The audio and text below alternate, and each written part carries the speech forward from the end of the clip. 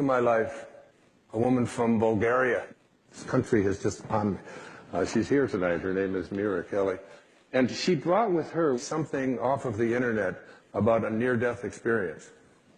About a woman in Hong Kong whose name is Anita Murjani. She's an author, a Hay House author now. And she's written a book, a powerful book. And I read this story about Anita. And it seems that on the 2nd of February, in the year 2006, this woman was wheeled into a hospital in Hong Kong. She had been sick for 5 years. Her organs had all shut down. Her family was gathered at the emergency room.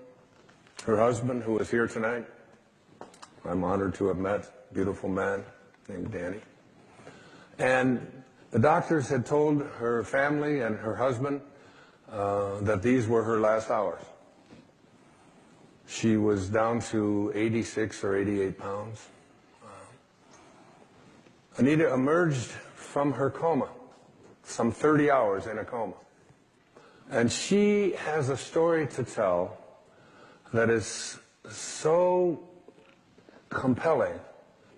And she's here from Hong Kong to share with you some of the lessons that she learned while she was in this comatose state and what she came back to teach us. She's one of the most beautiful human beings I've ever been privileged to know and honored to support and write a foreword for her book. And she's here with us today, and I'd love you to meet her. Anita Murjani, please come on.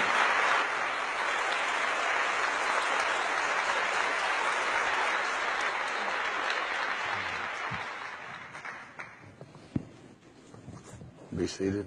Thank you. Hi, good evening, everyone. Tell us, Anita, you're in a coma, your husband is whispering in your ear, your mother is there, your brother's on his way to see you, everybody's waiting for you to take your last breath. What were you observing, and what did you learn, and what did you come back to teach us?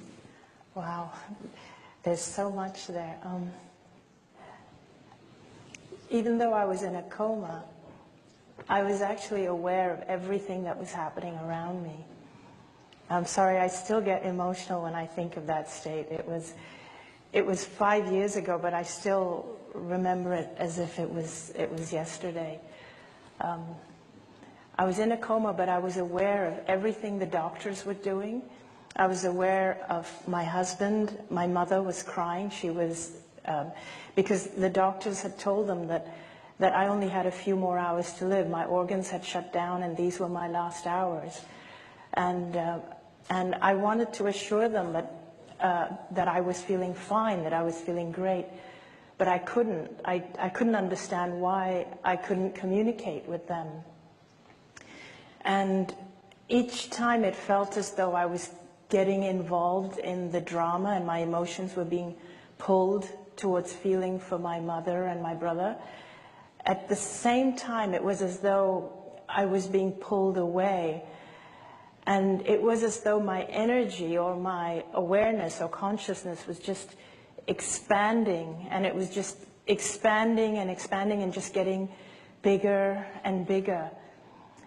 And it felt as though I could feel what everybody was feeling. I could feel what my husband was feeling. What my mother was feeling, and the doctors as they were running around trying to save my life. And then I became aware of what I can only describe as unconditional love. It was as though I was just surrounded or embraced by this unconditional love. And when I say unconditional, I mean really unconditional. It was like I didn't have to do anything to prove myself or to be anything, or I was loved unconditionally regardless. It was as though even things that I could have perceived to have done wrong in my life, it wasn't as though I was being judged. There was no judgment whatsoever.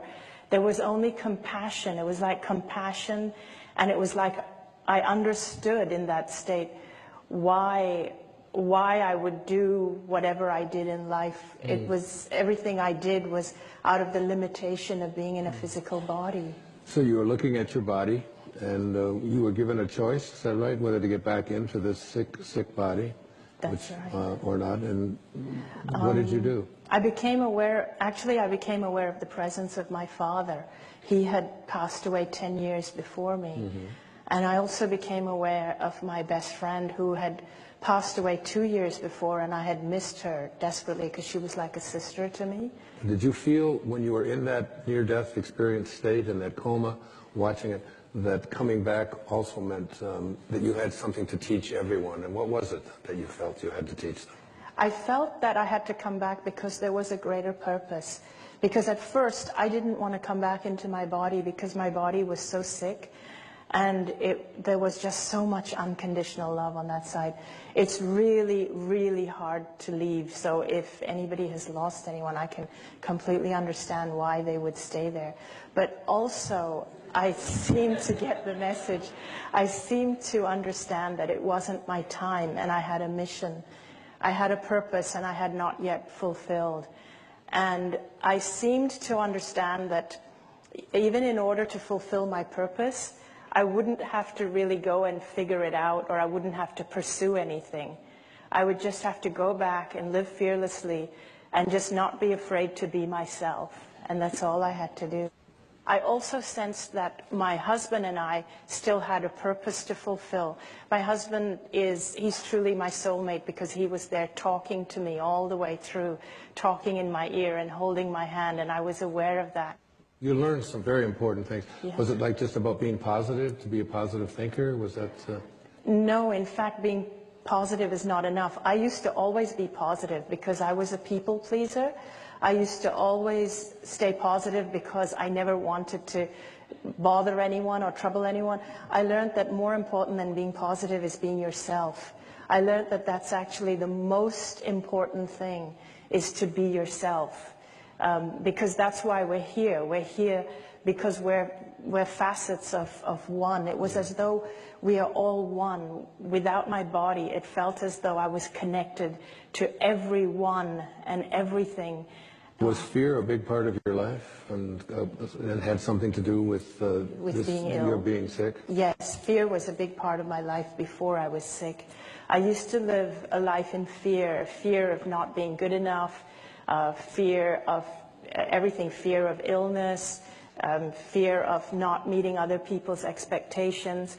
And but my near-death experience taught me that there's nothing to fear. In fact, when I was given the choice, I felt I reached a point where I had the choice of whether to come back or not. And it was my father and my best friend who actually said, now that you know who you truly are, go back and live your life fearlessly. And have you been doing that? Yes, I have. Ladies and gentlemen, Anita Mirjani.